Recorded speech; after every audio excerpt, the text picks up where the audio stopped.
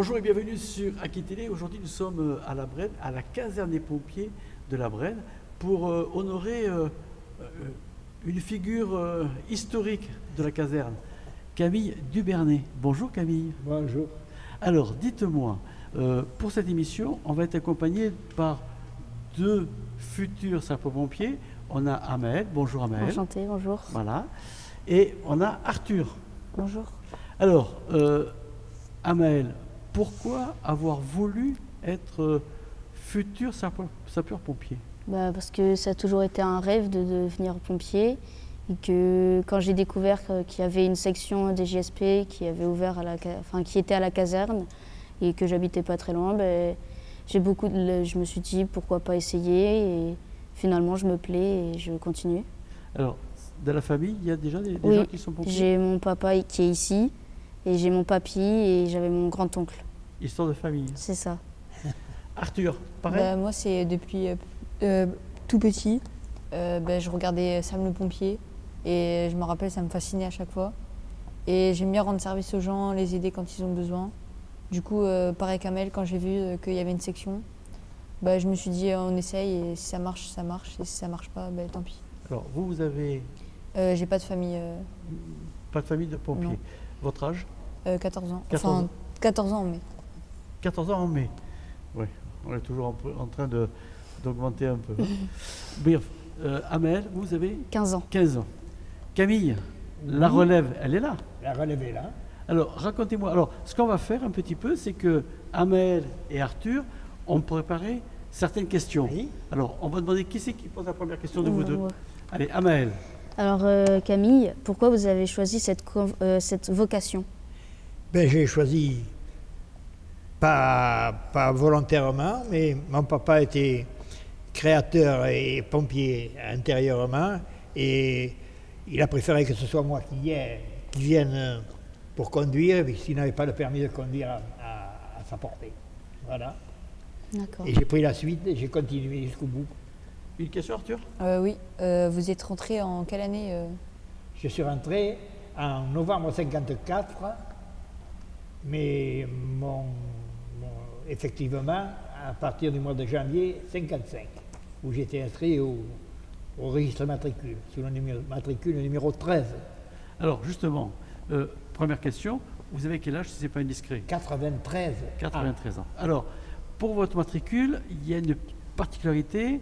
Votre papa était donc pompier, Oui. ici.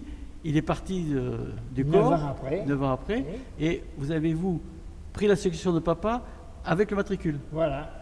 Mon père n'avait jamais été inscrit au registre matricule et on m'a inscrit sur le numéro de mon père, numéro 13. Voilà. Porte-bonheur, sans doute. Donc, ça fait combien de temps que vous avez exercé chez les pompiers? J'ai fait 35 ans actif, 4 ans à l'école des jeunes sapeurs et 2 ans encore de plus à trésorier de l'amicale. Alors, à l'époque, nos amis ici, ça n'existait pas, les Non, jeunes non. sapeurs-pompiers. L'école des jeunes sapeurs a été créée en 88-89 par le lieutenant Salin, Béziade et le jeune-chef du Vernet. Alors, moi, ce que j'ai cru comprendre, parce que dans la préparation de l'émission, vous m'aviez dit que vous aviez construit votre caserne avec vos collègues qui étaient bénévoles ici, dans la place des pompiers, Oui, je crois que ça s'appelait comme oui, ça. oui. Et donc, racontez-moi un peu cette histoire. On était logés dans une grange patenne en hermétique et d'un commun accord entre nous et la direction, on a projeté de faire. Alors, la construction, elle était onéreuse, bien sûr. Alors, on avait fait une bourriche pour essayer de faire quelques sous, mais ce n'était pas suffisant. On a demandé des sous au maire. Le maire était d'accord. Il a fallu un peu soudoyer les conseillers municipaux pour qu'ils votent oui, mais enfin bon, on a réussi à récupérer 1 200 000 À l'époque. de l'époque. Et donc, vous avez trouvé les matériaux de construction. Alors, et- les matériaux de construction, un généreux donateur nous a dit, moi, je vous offre les parpaings. 7 propriétaires forestiers nous ont offert 2 pelles chacun, qu'on a abattus nous-mêmes, fait scier, peler, etc. Et les gravats, c'est-à-dire le sable, le gravier, étaient fournis par aussi le même généreux donateur, l'entreprise de Camp. Et l'huile de coude des volontaires. Et lui, le couleur Des des bénévoles. volontaires, on a commencé en 61 et on l'a terminé en 63. Et donc ce bâtiment, il y avait 4 cellules pour les 4 voitures. cellules, voilà. Mais on n'a pas pensé que les camions profiteraient. Et on est arrivé, on est arrivé à ne plus passer dessous.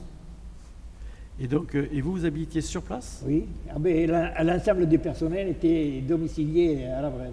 C'est pour ça qu'à un certain moment, on a manqué de personnel. Voilà. Amael, une question?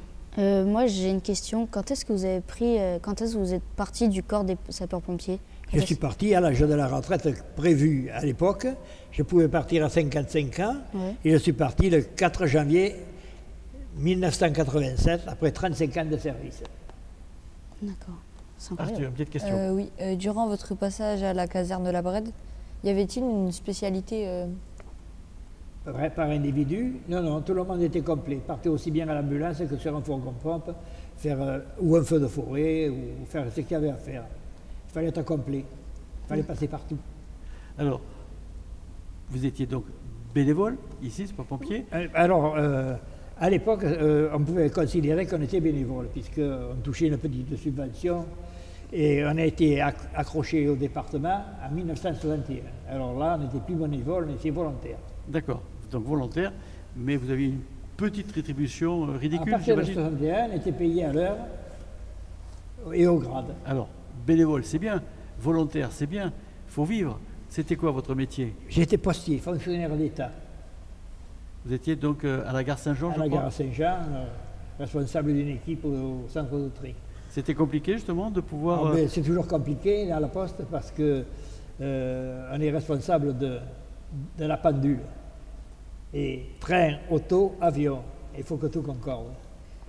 Avec des volumes plus ou moins, et surtout des temps d'arrêt aléatoires, surtout au train.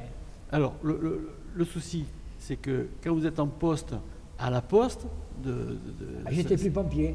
vous n'étiez plus pompier. Non, non.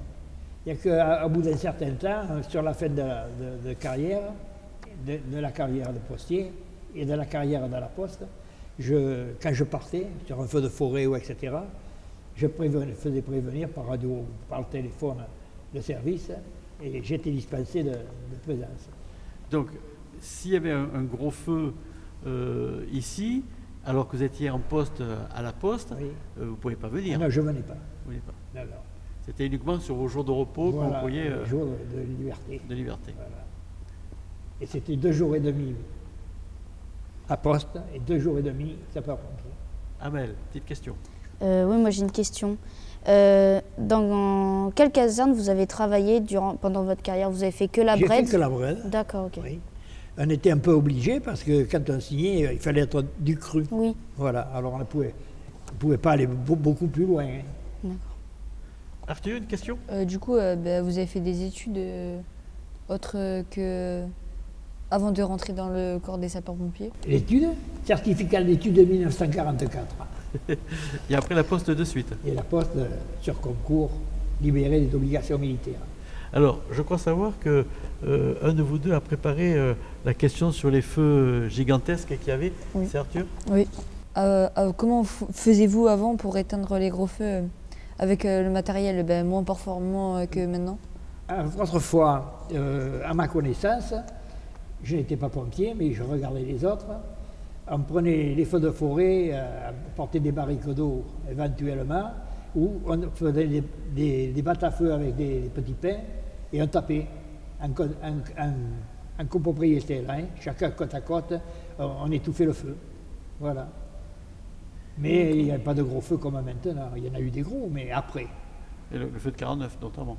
Ah, ben oui, les moyens, ça avait changé aussi. Les moyens sont venus importants à partir de 49. Les gros incendies de 49.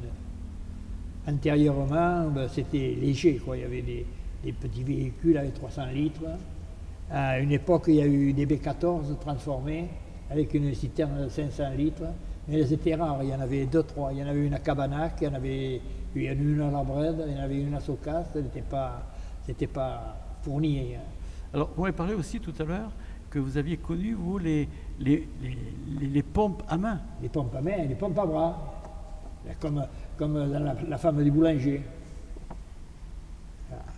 C'était, je ne sais pas ce qu'elle est devenue, parce qu'il y avait des pompes qui étaient en cuivre, qui étaient très recherchées, des bacs. Le bac, la pompe, c'était toujours les pompes aller-retour, et tributaire d'un puits ou d'un remplissage quelconque, à seau ou avec quelque moyen, autre nombre, là, et deux qui pompaient.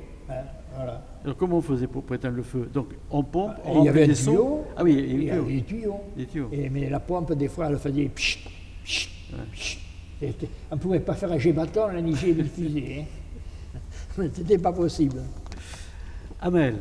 Moi, j'ai une question. C'est au niveau des différences ou des grands changements entre votre entrée dans le corps des sapeurs-pompiers et votre départ. Au point de vue de matériel, ça a été très important. Et pour nous et pour les autres, mais surtout pour nous, parce que on a eu pendant un certain temps pas mal de matériel de réemploi. Et quand on a pu toucher du matériel neuf, on était contents. Arthur? Est-ce qu'avant vous manquiez de matériel pour bien exercer au mieux le travail de sapeur-pompier? Oh, ben, il a toujours été adapté, mais c'était les moyens. Ils étaient adaptés. Il y avait des fois des circonstances où il n'était plus, mais enfin bon, c'était un peu, ça s'est débrouillé. Alors aujourd'hui, ça a bien changé. Oui. Quelle est votre implication, vous, ici, au sein de la caserne des... Ah, maintenant, je suis un spectateur. Je viens admirer rarement, mais je connais le matériel, etc.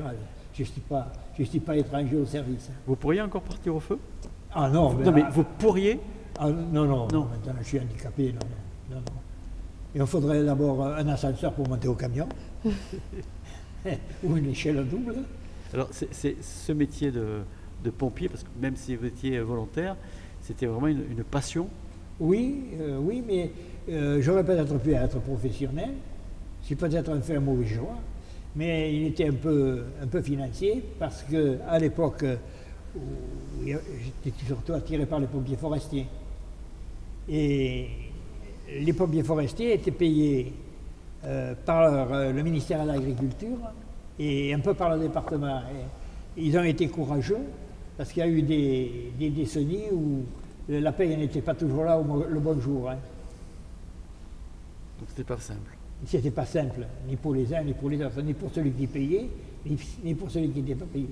Alors ici, dans ce nouveau centre, il a été bâti en quelle année ici là? Il a été bâti en 2016 et ils sont rentrés ici en 2018. Et ça changeait tout par rapport à l'ancienne caserne? À l'ancienne caserne, c'était petit, c'était devenu un peu étroit, les véhicules ne rentraient plus finalement parce que ça progresse toujours en qualité et en nombre. Alors on pose des questions à Amel. On est vraiment bien dans ce centre? Ah oui, très bien. Qu'est-ce qu'il y a qui fait qu'on est bien? Bah, les pompiers sont une grande famille, donc on est déjà quand on voit, moi je passais souvent devant l'ancienne caserne, maintenant elle est beaucoup plus grande, beaucoup plus spacieuse, tout ça. Donc c'est vrai que même au niveau de la remise, là où on est, pour les camions, tout ça, il y a beaucoup plus d'espace. Donc oui. Alors, en tant que jeune sapeur-pompier, ça vous arrive de partir en intervention ou c'est que des fausses interventions? Non, on part pas en intervention. On n'a pas encore fini notre cursus. Vous le finirez quand? Quand j'aurai fini mon cursus, c'est-à-dire dans 2 ans, si j'arrive à avoir le brevet. Et donc là, breveté, vous serez donc jeune sapeur-pompier, oui. Et là vous pourrez partir au feu? Après, ou sur intervention? Oui, après, oui. Une fois que j'aurai mon brevet, une fois que je serai JSP 4. Une question? Oui. Vous dites que vous avez fait, il y avait des sapeurs-pompiers forestiers. Oui. C'est quoi en fait? C'est une spécialité autre ou c'est quoi? C'était une spécialité parallèle aux sapeurs-pompiers urbains. D'accord, ok. Tandis que maintenant, toutes les casernes sont sapeurs-pompiers généraux. Ils font tout? Ils font tout, les forestiers. Oui. C'est peut-être un bien pour l'administration, pour le feu ça l'est un peu moins. Et parce qu'il est venu déjà des tas de gens sapeurs-pompiers, mais qui n'étaient pas attachés tellement à la campagne. Parce qu'il y a une question de vista, de connaissance du terrain, circulation entre les bouts de bois et sur les chemins. Il y a un petit quelque chose là quand même. Alors là, il y a 2 ans de ça, il y a eu un méga incendie ici. Ça vous a fait quoi? Moi, rien. J'ai supporté la fumée comme tout le monde. Évidemment, je plaignais un peu les sapeurs-pompiers qui ont été débordés. Parce que franchement, ils ont été débordés par les éléments. Arthur, une question. Est-ce que vous auriez des conseils pour des gens qui aimeraient suivre la même voie professionnelle que vous? Éventuellement, oui. Mais il faudrait que le gars qui me demande le conseil pour rentrer, etc., soit vraiment mordu pour rentrer au sapeur-pompier. Parce que c'est pas 3 jours. Et maintenant, il y a beaucoup de jeunes qui viennent ou qui passent, mais ils ne restent pas longtemps parce qu'il y a des petits problèmes familiaux ou autres. C'est compliqué la vie de sapeur-pompier? Ah ben, surtout du point de vue familial. Alors, sur Bordeaux, les pompiers vivent sur la caserne sur place. Ici, c'est différent? Oui, parce que chacun chez soi ici. Il y a eu un temps où il y avait un logement de fonction pour la sécurité des appels et tout ça. Mais maintenant, les sapeurs-pompiers, comme les filles, quand la vacation est terminée, ils rentrent chez eux. Après, s'ils sont au feu, ils restent au feu. Amel, une question? Oui, alors même si vous étiez que volontaire, quelle a été l'intervention la plus marquante de votre carrière? De ma carrière, au point de vue feu urbain, le château Bouscot. D'accord. Et autrement, les feux de Vous forêt. pouvez nous raconter un peu la spécialité de ce feu? C'est le château Bouscot, c'est un château un peu particulier d'avoir une entité de grand vin, un gros feu où il manquait beaucoup d'eau, avec une alimentation de la ville de Bordeaux, mais à laquelle on ne pouvait pas toucher. Et les éléments du feu, enfin des pompiers qui étaient sur le feu, ont été obligés d'aller chercher l'eau à l'eau blanche en bas dans la côte du Bouscot en remontant sur Bordeaux. Alors, des tuyaux de sang, bien sûr, et en attendant, le feu trépigne. Voilà. Moi, pour ma part, je suis arrivé, c'était en juillet 61, avec un CCF. Je me suis mis à un feu sans demander, poser des questions à qui que ce soit. Je me suis fait engueuler, bien sûr, et j'ai coupé le feu entre le château et le chai. Et après, bon.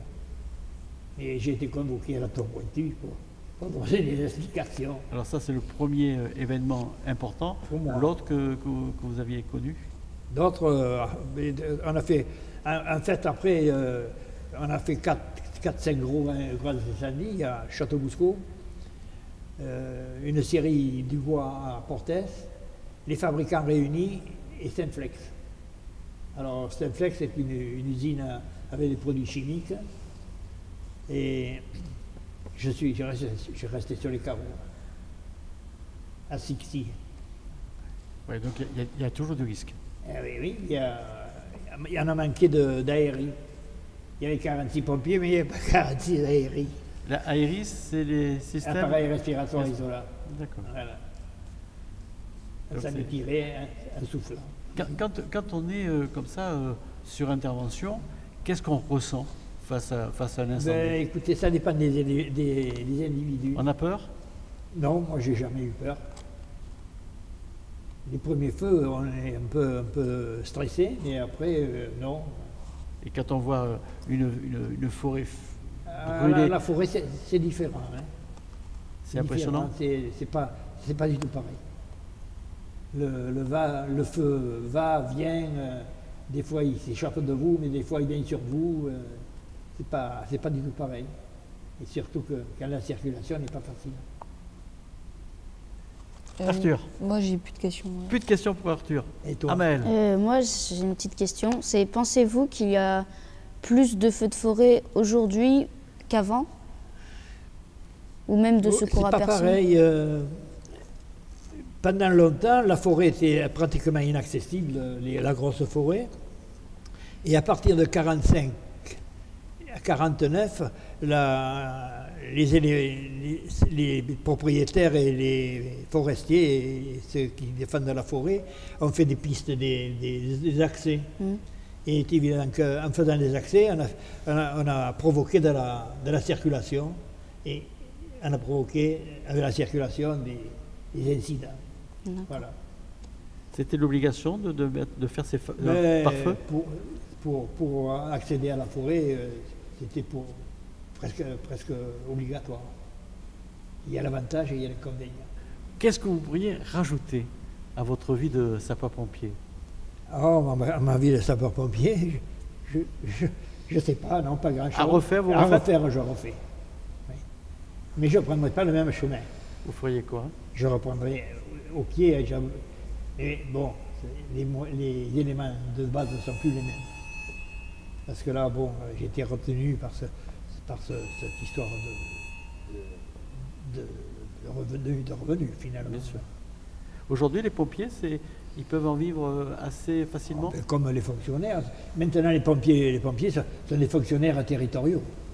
Depuis la prise en compte à partir de 88 ou 9 par le département. Comment ça se passe la rémunération d'un pompier? Comment ça passe? Qu'est-ce qu'ils touchent? Combien ils touchent par mois? Ils ont des primes au feu? Je ne sais pas, ça je ne suis pas au courant, mais ils doivent toucher 2 000 € par mois enfin, au départ. Après, c'est suivant le grade et l'ancienneté. Donc le meilleur moyen, c'est de se renseigner à un centre... Financier du département. Camille, merci d'avoir accueilli ici, dans votre deuxième maison. Oui, c'est la Amel, deuxième. merci pour ces interventions. Merci à Pareil vous. pour Arthur. Merci à vous. Et moi, je vous dis à très bientôt sur Aki Télé. Et puis, venez visiter les centres de secours des pompiers. La porte est toujours très, très, très grande ouverte. À très bientôt sur Aki Télé.